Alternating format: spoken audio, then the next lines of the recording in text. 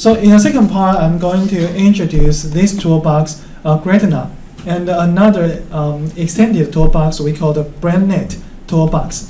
That this toolbox provides a GUI graphic user interface for you to easily perform the also the FMI preprocessing, as well as the functional connectivity analysis, as well as the network analysis. So actually, this toolbox, specifically this one, especially this one, is very handy, very useful. So I encourage you to learn this toolbox, Gretna. Okay. So the Gretna toolbox actually come with this publication, published in 2015, right here in Frontiers in Human Neuroscience. This paper already has the citation over 200 times right now. So you can see only 4 years is already accumulated 200 citations. So this again very important toolbox, and definitely help a lot of different groups worldwide to help them perform the network analysis. And another paper is for this toolbox, BrainNet Viewer Toolbox. This toolbox actually published earlier than this one, and this is actually a visualization toolbox to help you display the human brain connectome. Okay, so this is again published in +1, and the citation again is pretty crazy. Right now is already have over 1,200 citations right now. So many different groups are now using the BrainNet viewer right now. And you can see that actually these two different toolboxes are developed by a same China team led by the He Yong. Okay, one of the very famous brain network researcher in China right there. Okay, so in their team, they focus on develop the MATLAB GUI to promote or to facilitate the brain network analysis. But they also have so many different clinical applications right there. So I think these two papers is very, very important, and this team, you definitely need to learn from them. Okay. So we start from this very first toolbox, Gretna. Okay. So what you need to do right now is, again, if you finish the download, now please go to the MATLAB and include the toolbox path. So I'm going to do this right now. Set path, and again, add with subfolders. Now I may ask you to go to this. Okay, Gretna, this one. Okay, just select the folder and save and close. Okay, so if you include the path correctly, now you may just initiate this toolbox by keying just Gretna, Gretna, okay, all in lowercase right here, Gretna right here. Okay, then you will see the main figure pop up right there, and they have several different buttons with different functions for you to do the analysis right there. I will go through, I think, at least the first 3 ones right here. Okay, and let me go back to the slide. So what can Gretna do for you? Actually, it's designed for provide the pipeline for fMRI preprocessing. Again, you can use this toolbox to do the fMRI preprocessing. So right now, we already know SPM12. We know the DPABI or the DPARS, and as well as the Gretna can actually help you to do the imaging preprocessing, fMRI imaging preprocessing right now. Okay, and they all have very similar pipeline because they all originated from the SPM12. Okay, so if you want to use the Gretna, you definitely need the SPM12 toolbox within your MATLAB path. Okay, and the second thing is, after the imaging preprocessing, you can do the network construction. So you can now determine what kind of the atlas you are going to postulate your brain into several nodes or several regions right there. And again, what kind of the parameters you'd like to use to construct the network. For example, you want to get rid of the negative Pearson correlation coefficient, or you want to take the absolute value right there, you can just do anything you want. Again, you can determine the threshold value you can determine whether you want to use the weighted or binarized network right there, just like what we mentioned in the first session. So this part, based on this button, I think it's all within this button. Preprocessing and network construction, all from this first button right here. Okay, and then for the second button, network analysis, now is allow you to calculate whole bunches of the network matrix right here, including the degree, strength, clustering coefficient, separation, and so many different things right there. You will see this later, okay? And the third button right here will help you to perform the statistical analysis. Again, if you are the student or if someone that can actually perform the manual coding by yourself, I may encourage you to do statistical analysis by yourself. However, if you are not the guy with the skill, again, you can use this third button. It will include, I think, at least one sample, two sample pair t-test, and ANOVA, repeated ANOVA, or correlation analysis. I think most common approaches that already included within this toolbox. You can just use the GUI to do so. Okay. So before I tell you how to do this step by step, unfortunately, I just find out that they have some bug or some error within this toolbox. And specifically, when you try to perform the image analysis for the DICOM data acquired using Siemens machine, you will have some error message displayed on the command window because the authors, I think, accidentally add an extra star sign before this file extension right here. So what you are going to do right now is to remove this kind of the redundant symbol right here. So what I'm going to do is now, please follow my lead right here. I may put this right here. Okay. Okay. So please you can just simply copy the sentence right here to your command window. Okay. Open this specific M file. Okay. And now go to line. There are 3 different lines you need to remove the star symbol right here. So the very first one is line 1949. So what you can do is you can use the shortcut. Just press the button on your keyboard, the Control with G. Okay, this is the just shortcut that you can go to a specific line number. Okay, now just key in 1949.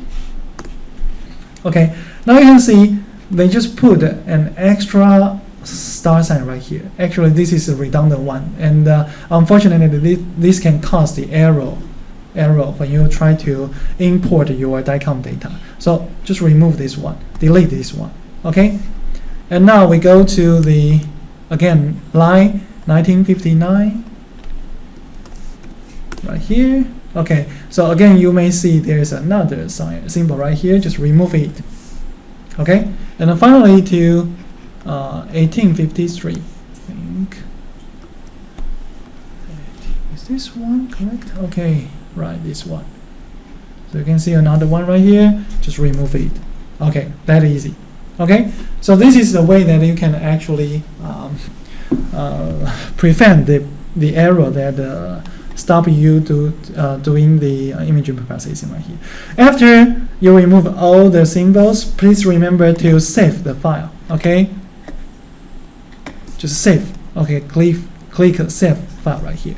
So every single time if you download the toolbox again, I hope they will correct this error in the future release. However, if you try to re-download the file, just remember you need to do so. However, if you do this step for once and you didn't download the toolbox again, then you don't need to worry about this again. You just need to do this for once. Okay? Now let's go back to the slide right here. So just try to ensure that you don't have this kind of a symbol. And you can see IMA file extension is actually the specific extension for Siemens machine, but not for GE or for others. So only if you use the Siemens scanner, you will suffer this kind of error. For our case, yes, we are, because we do, because we have the Siemens 3T scanner in our university. Okay. So after this quick correction right here, now we can start the imaging preprocessing. So what you are going to do right now is click the very first button, FC matrix construction right here.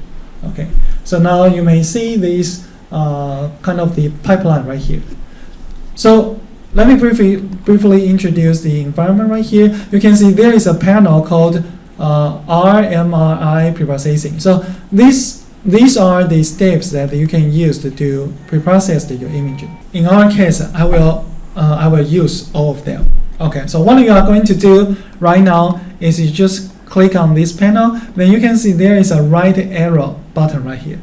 Okay, just repeatedly click this button until all the steps are included in the pipeline right here. So now repeatedly click all the button right here. Okay, until all the potential options are now imported to the pipeline options right here.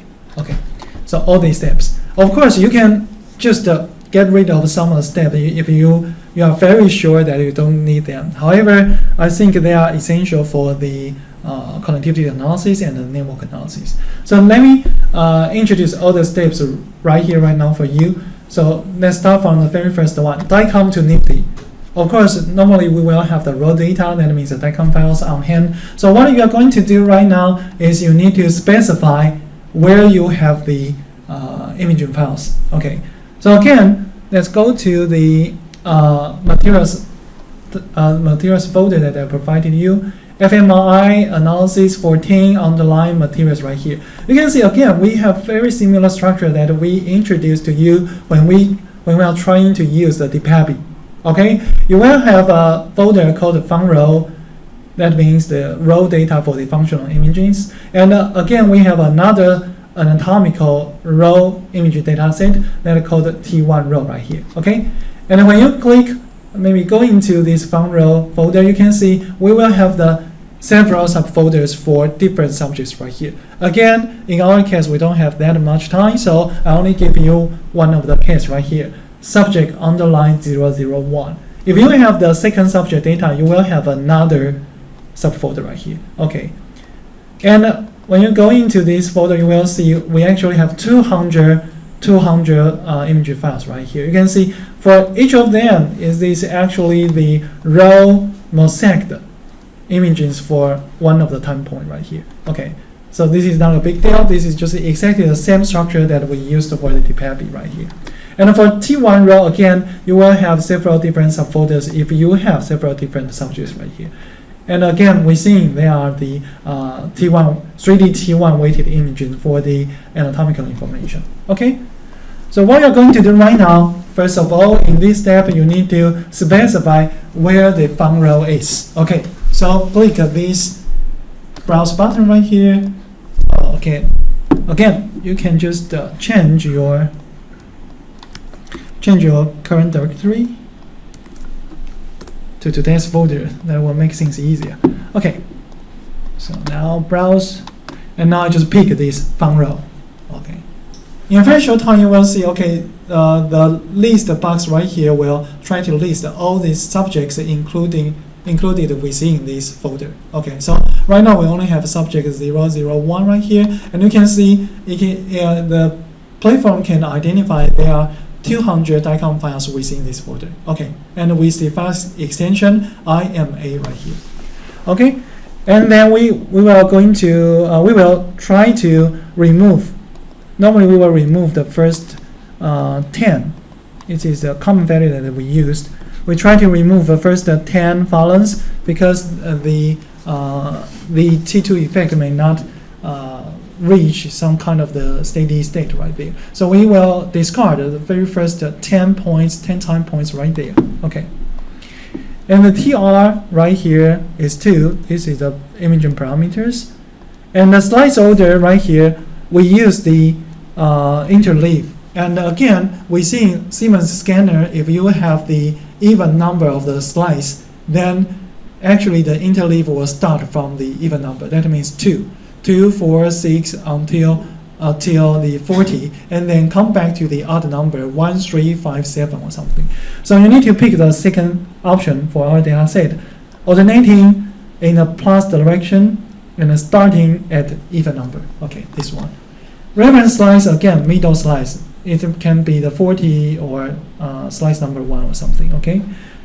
And the realignment, we will register to the first one is the same thing when we do the SPM analysis. And now, normalization. How are you going to normalize your imaging? Please select the second one because we also want to have the registered T1 image on hand. So do not directly use the EPI template. We may use this T1 unified segmentation right here. When you click this one, you may see you will have some additional options right here. So right now, the very first one is you need to specify the T1 image path. And now, this is the time, double click on this, the time that you can click on T1 row right here. Okay, again, this may include several different subject folders within this. Okay, T1 row right here, and then T1 image prefix. You don't need to key in anything, just put the star sign right here. That means anything. Okay. However, if you actually have the preprocessed data on hand, for example, you already finishing the preprocessing using the SPM12, then you can actually omit the steps from the DICOM to Nifty, remove first the imaging or something else. You can start from this one, temporarily detrend. And if you want to do so, then you will select a folder that actually include all the preprocessing data. And now you may specify the prefix. For example, after the SPM preprocessing, you may have the smoothing imaging start with S, right? And you may have the normalized imaging start with W. So you may put the SW as the prefix when you try to load all the SPM preprocessed image right there. However, in our case, we just put a star symbol because we just start from the very raw image dataset right here. So again, for the T1, it's a pretty similar idea because we start from the DICOM image, so we don't need any prefix right here. However, if you want to use some preprocessed T1 imaging, you can set up the prefix. And for the T1 DICOM to Nifty right here, you can see we say true because we start from the raw imaging. If you have the preprocessed imaging already in Nifty format, then you need to select the false option right here. Okay. So co-register, you have no parameters need to adjust. For segment, you don't need to change anything.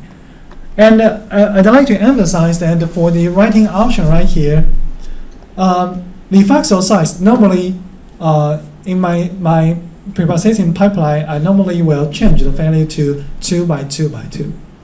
However, for Gretna environment, I would say just leave the original value, the default value is 3 by 3 by 3. Why? Because in the subsequent step that if you want to extract different brain regions, they only provide the brain atlas with 3 millimeter spatial resolution. So you have no way to use 2 by 2 by 2 right here. So in this case, I would say you don't need to change any bounding box specification or the voxel size right here. Okay, this is specifically for the Gretna. You don't need to change anything because you have no option to do so. Only if you have high resolution atlas on hand, then you can do so. Okay, otherwise just leave the original number. And the FWHM in my normally I will use the 6 by 6 by 6 or 8 by 8 by 8. 4 by 4 by 4 may be too little. Okay, just use 6 by 6 by 6 right here. And the trend is the way that we can remove the baseline drifting for the FMI bot signal right here. So normally we just use the linear is good enough. Okay, and now the covariance regression. And for the parse interface, we also introduced this idea. Normally, global signal, nowadays we may say you don't need to remove this. However, White signal and the CSF signal, we will recommend you to remove this kind of signal. So we put those for the global signal regression, but we put true for the White and the CSF signal regression right here. Okay, and also we regress the head motion. It's also the same with the parse interface right here.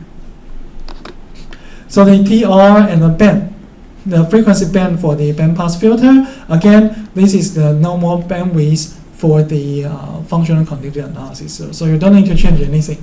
0.01 and 0.1 is good enough. And sometimes, if you really want to be very picky, you can just change 0.1 to 0.08 because some researchers may use this kind of value. Okay. Otherwise, just leave the original value right here.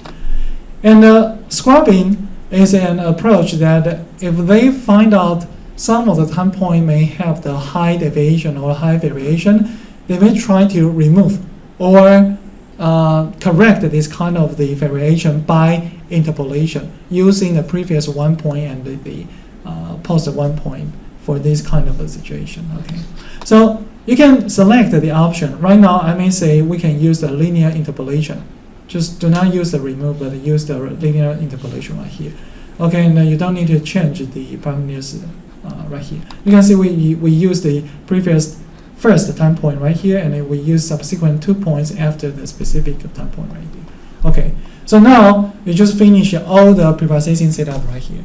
And again, I go in very quick way. However, if you want to know how I set about all the detail, I actually provide an mat file right here. You can just import this predefined pipeline file right here by click the load configuration button right here. Then select this functional preprocessing network construction pipeline right here. Okay, we see in the folder that I've just asked you to download.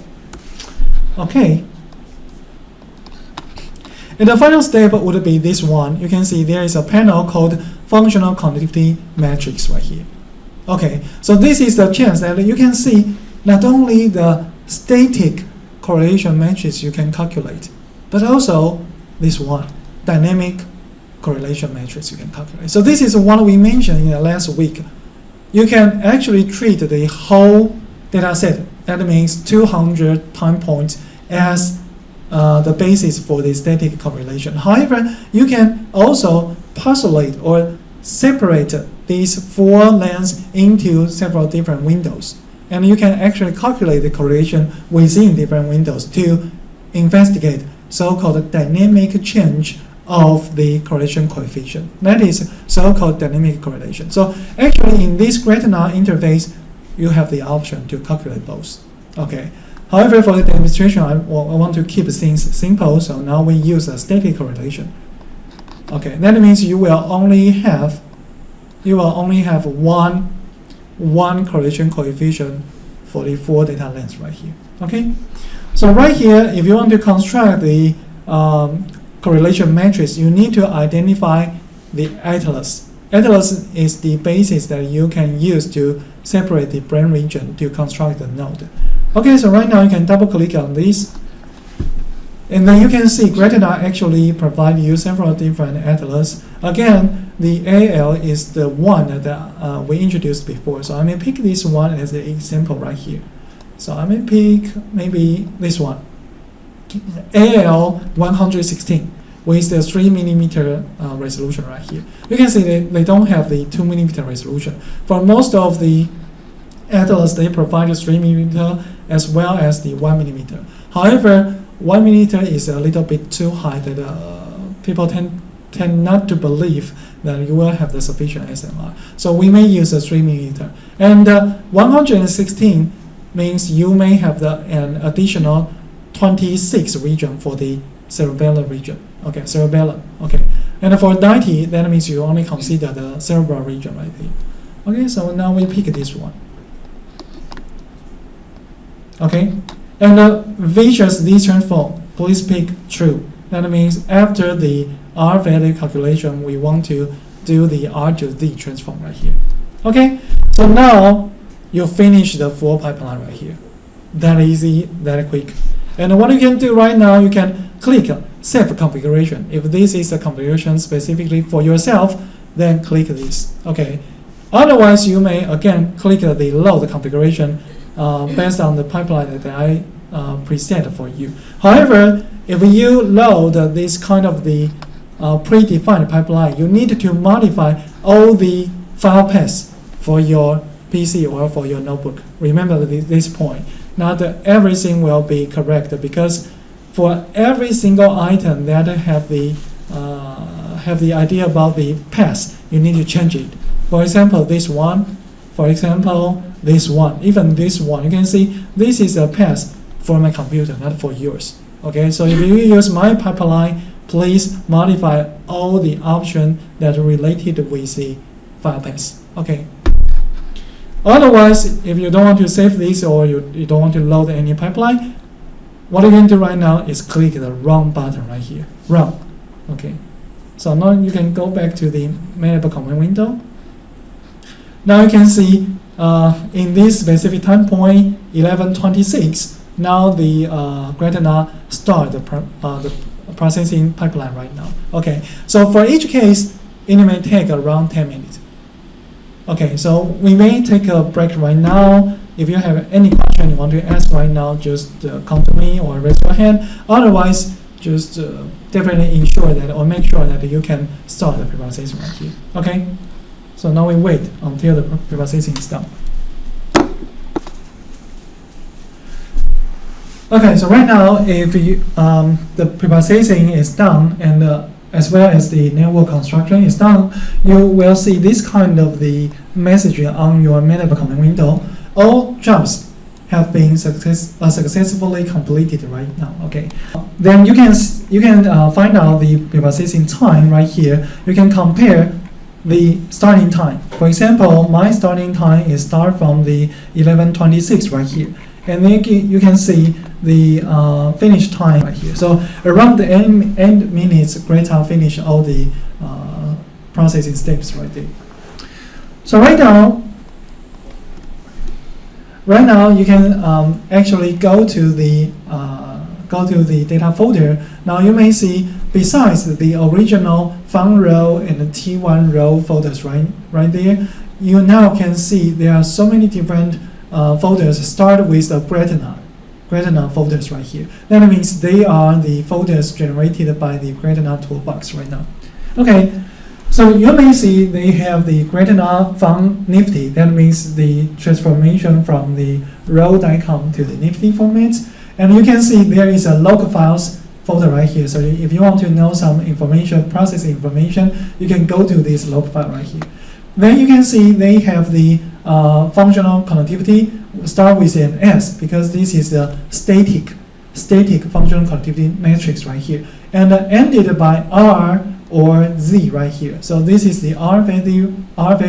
This is the Z value right here. Okay, and this is the T1 Nifty imaging folder, and this one is the time course. So if you want to have all the extracted baud signal from each brain region or each node, this is the way you can find the one of the text file right here. So what you can do, maybe we can start from this time course. If you want to see the time course, what you can do right now is you can actually directly open because this is a text file right here. However, if you use the notepad or the Word to see this kind of value, it's kind of a tragedy or disaster because there are so many values right here. So what you can do right here is you can again import this kind of text file by using the load command in MATLAB, or directly drag this file into the MATLAB workspace. For example, just do this right here. Okay, just wait a moment. There will be an import wizard right here. It will help you to import this kind of the file. So what you need to do right here is simply change the output type from table to numeric matrix right here. That's all you need to do. Then click the done button right here. Okay, just wait a couple seconds. Then you will see the import variable right here is now in your workspace right here. So you can see the matrix size is about 190 by 116. This number, first number or row number, actually represent the time point. We discard the first 10 time points. So now we have 190 time points right here. And you have 116 brain regions because you use the AL 116 template right there. Okay, so if you want to extract any single region's time course, what you need to do is just key in figure plot. You can just plot sub 001 and just pick one of the region. For example, the first region supposedly should be the left precentral gyrus. Just plot this one. So you can see this is the bold signal or the time course that just changes along different time point, and this is already the trend filtered signal as well as the regress out all the covariance signal right here. So this is a signal. If you want to do any further analysis by yourself, this is a very good starting point. Okay. And another important folder is the R value and the Z value folder. You can see the difference is that this one has the R to Z transform. However, if you want to get some information about the node location, that 116 node location, you can go to this R value folder. Okay, this one. You can see there is only one file within the Z value folder. This is the connectivity matrix. However, within the R value folder, you will have 3 different files, and typically, specifically for this one actually store the 3D coordinates for each node. So this is the one that if we are going to display the brain network later, we will need this kind of the node information right here. However, if you just want to have the Z value of the connectivity matrix, you can definitely use this one. Again, what you can do right now, if you want to directly display these kind of things, you can again use the MATLAB. Okay, so what you can do right now is again drag this file into the MATLAB workspace. Wait a couple minutes, a couple of seconds right here. Again, what you need to do is to change the output type to the numeric matrix right here. Okay, then click import. Wait a moment. Okay, then you will see you will have a Z sub 001 matrix right here. Now it's with the size 116 by 116. As I showed you before, you can use imaging SC function to display this kind of a matrix right here. That easy. So you can see this is your connectivity matrix with the transformation right here. So you can see now the value is no longer between -1 to +1. It's actually between as high as 2.6. Okay, the range will become as high as the 2.6. Okay, so this is the way you need to know what kind of a result you can have after the calculation. And then after the network construction, now you can perform the network analysis right now. So what you're going to do right now is click. You can now just close this window. You can now click the second button, network analysis. Okay, so you can see now you have plenty metrics or properties that you can do. For example, efficiency. Okay, for example, the thing that we just mentioned, I think is called where is the degree? Okay, this one, degree centrality, strength, or the shortest path length, or the clustering coefficient, even the efficiency. You have several different things you can do. Okay. You can also have some other kind of things. For example, the similarity, or the this one, similarity between all the functional connectivity. Okay, or all other kind of things. If you want to know the detail, you need to read the paper that I mentioned, published in Neural Imaging. Okay, read that one. They have a very comprehensive interpretation of all the parameters right here. Okay, so what we are going to do right now is, in the very first of all, you need to import the connectivity matrix right here.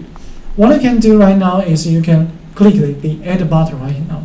Okay, and of course you will pick this Z transformed connectivity matrix. When you come inside, if you have several different subjects folder, you will actually have so many different text files right here. However, right now we only have one subject, so you only have one file right here. If you have many different subjects, you can select all of them. Okay, but right now just select the very first one.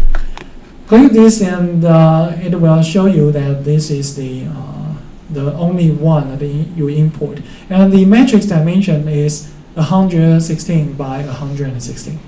And you can see there is a button called Display All Matrix. If you have already assigned all the matrix right here, you can click this button.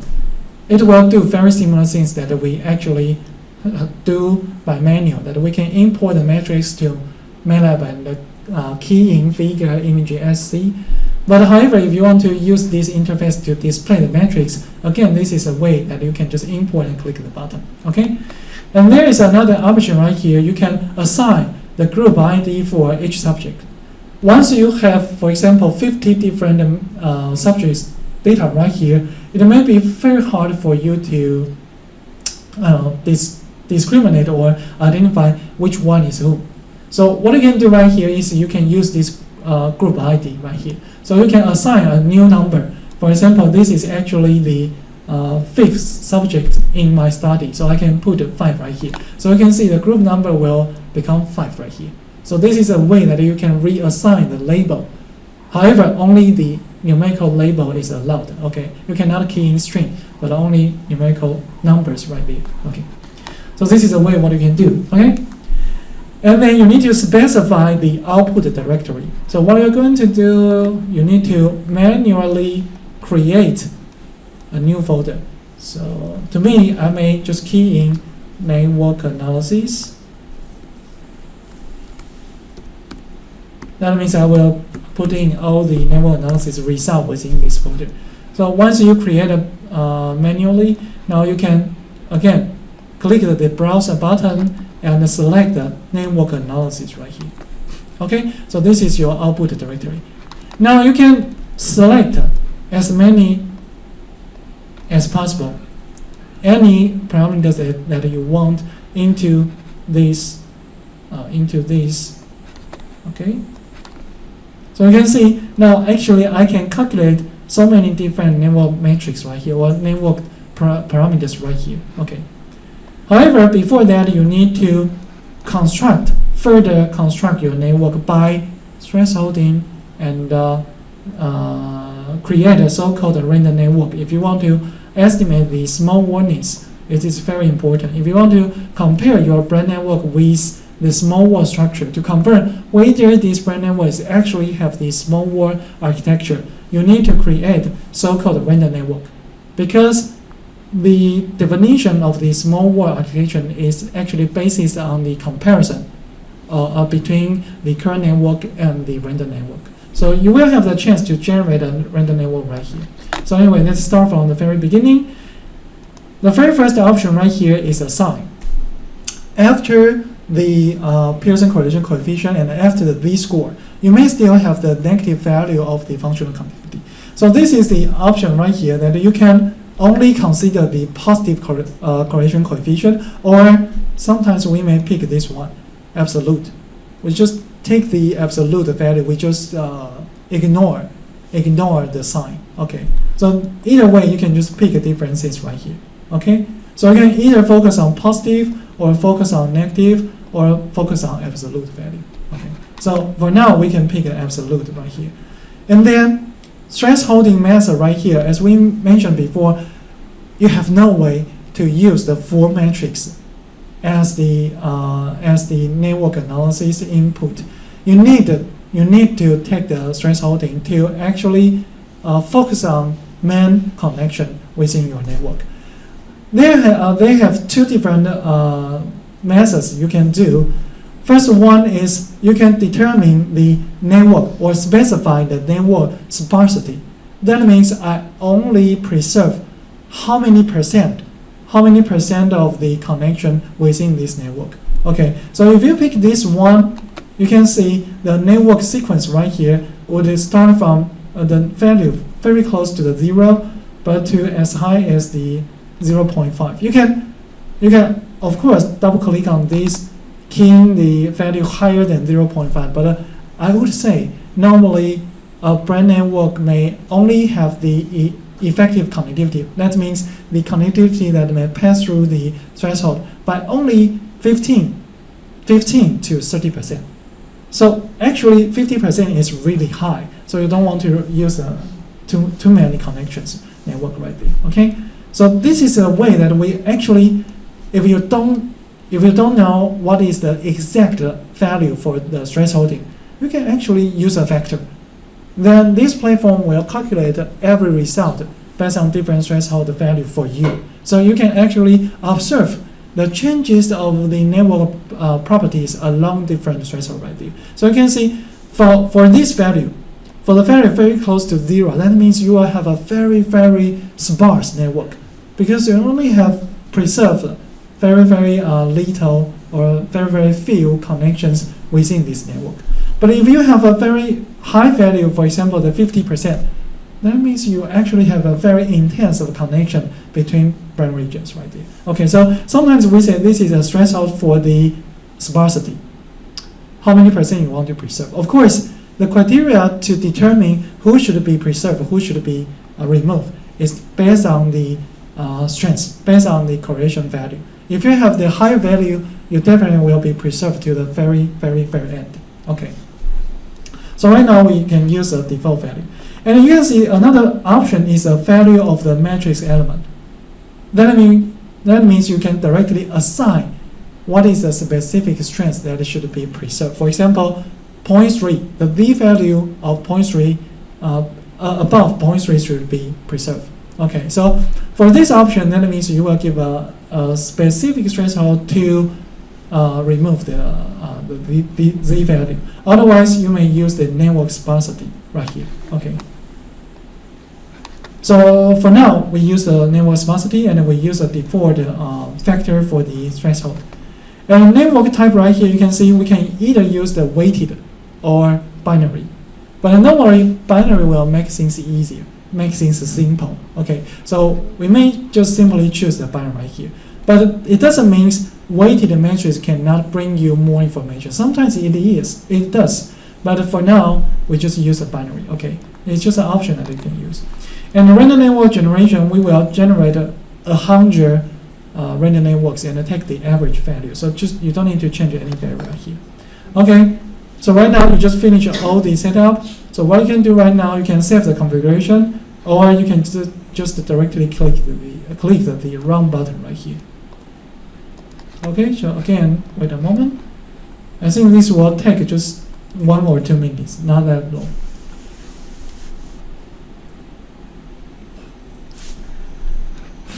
With the calculation, you can actually go to this folder, network analysis. Now you can see it's automatically generated so many different subfolder with the name of the topological properties right there. So we have the small word, we have rich club, we have even efficiency, clustering coefficient. We just have so many different things right there. Okay.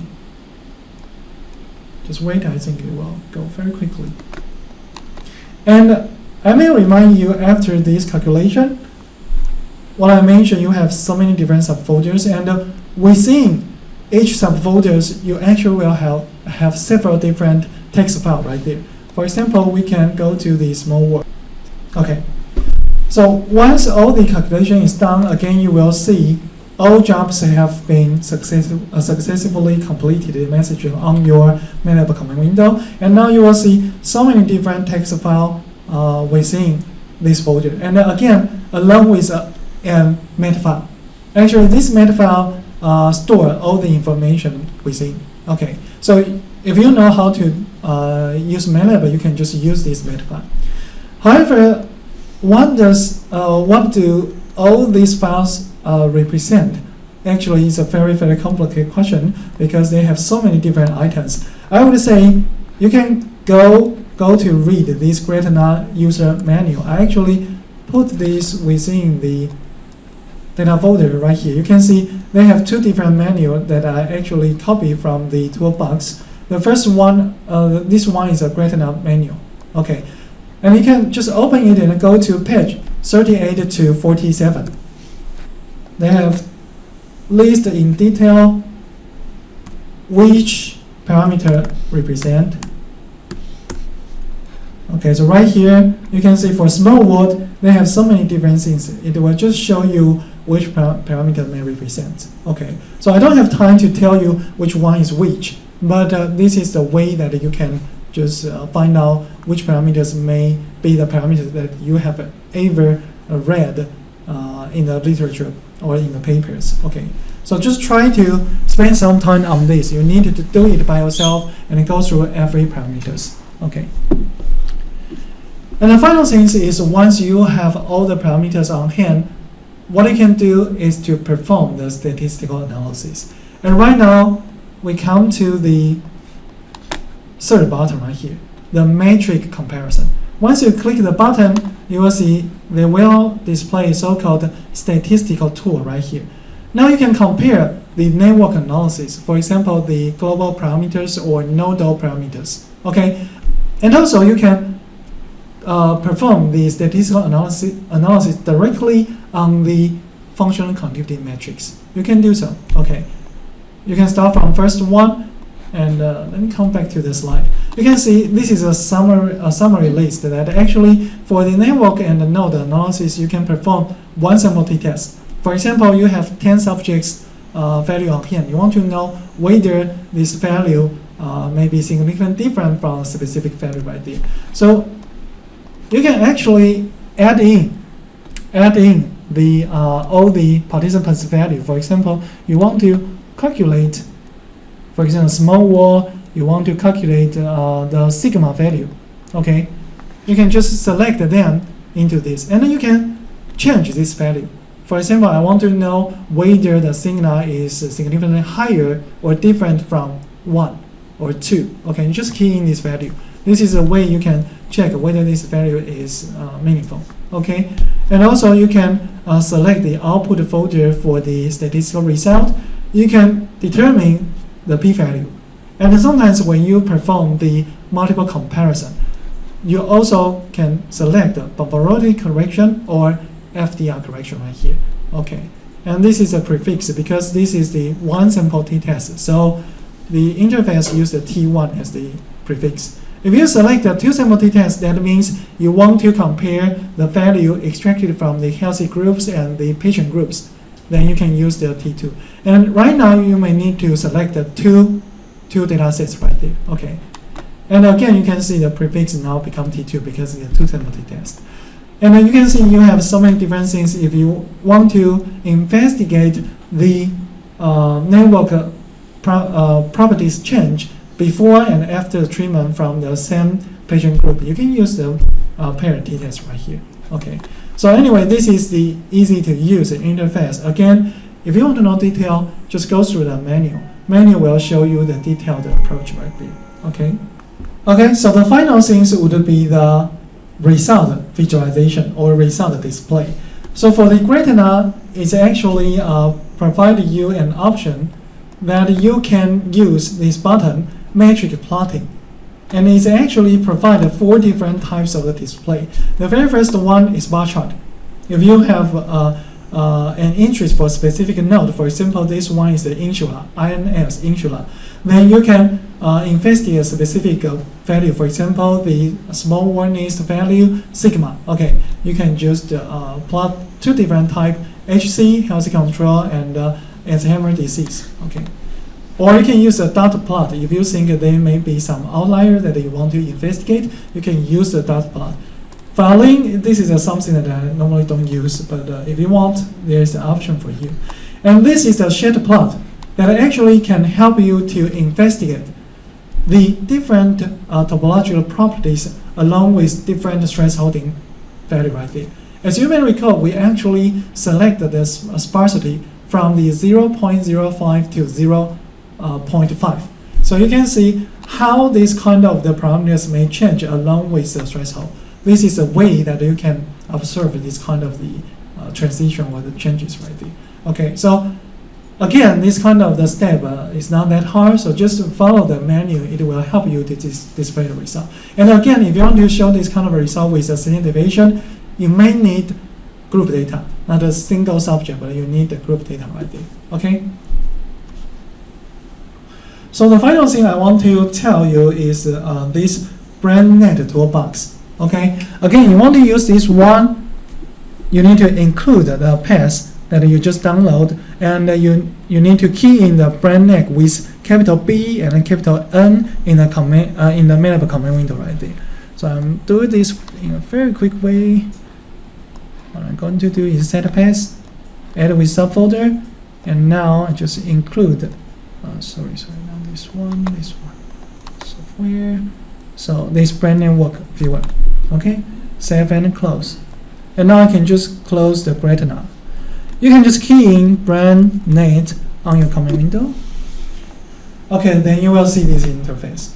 So actually, this interface is only used for visualization, for display. So I'm going to show you one of the example. How can you display a BrainNet work? We already know how to display the matrix, the connectivity matrix, but can we display in this way? Can we display by using so-called node and edges or node and rods? Use this kind of way to display our network. So the very first step is you can click the file option right here, then click load file. Then you need to input 4 different. You need to specify 4 different inputs right here. However, I think this one, the third one, and the fourth one are optional. Depends on you want to display the activation mapping or you want to display this kind of a network structure. For now, we want to display the structure, so you will pick this one. Okay, so we start from the very first option, surface file. This is a brain surface file, so you just need to pick one of the default template within the BrainNet, the toolbox. And for our case, we actually need the brain surface with the cerebellum region. So we actually pick this one. This is a Chia-Feng brain surface with cerebellum. For other options, they don't have the cerebellum. So this is the only one they have a cerebellum region. And for the second one, node. If you may remember that within this R subfolder, you actually have this .node file extension right here. This record all the 3D coordinates for each node region. Okay. And the final one is the H file. That is the connectivity matrix. So now I go into this score, and you can see the default file extension should be .h. However, we don't have this. You can just switch to the old files right here because Gretna actually output in .txt file extension. Okay. Then after the specification, just click OK. Now you will see a display option right here. I can only tell you one of the example, some of the example. For example, the layout. If you want to display the different view, for example, top view, lateral view, medial view, you can just click the view right here. The word is pretty small, sorry. But if you only just see one of the view direction, for example, the lateral view, you can just click one of them, just one of the view, okay? And the surface right here, you can determine the color and the opacity. Normally, I don't want the opacity is too high. I may switch to 0.15. That means high opacity right here. And the node right here, you can, I think we just use a default value. You can switch the sphere size. You can either enlarge this or shrink this. You can just change the size option right here. You can change the color right here. You can change everything. Just go for every detail. But now I just want to change this edge option because I don't want to display every single connection. I want to take the threshold. Okay. So what I'm going to do for the draw edge, I don't pick draw all. I pick the second option above threshold. So right now, I may use the sparsity. I only want to display maybe pretty little, 0.05. I don't want to take too much time. Okay, so right here. And I use the absolute value right here. And we can use the size as the user strength as the line width size. Okay. So right now, if you set all the value, even you don't change anything, you can directly click the apply. It will give the default display. Otherwise, you can just change some value, just what I did. Okay. Now you click the apply, then you need to wait. I don't know how long, but it depends on your computer performance. For this case, you can see now we can see different angle. This is the brain network that actually control the sparsity as 0.10. Still, you can see so many different connections within the cerebral region and within the cerebellum region right here. Okay, so this is just one of the example. I'd like to just give you this short demonstration, but I hope and I encourage you just follow the menu and just try to display your brain network by using your data and by yourself. Okay, this will definitely help you to display or to visualize your data for your manuscript or for your thesis. Okay. So this is a full view, so you can see so many different things. Just try to do this by yourself. Okay. So I think that should be all for today. Again, you can visit my website to find all the teaching materials. Okay, so if you have questions, just come to me. Otherwise, we have no time.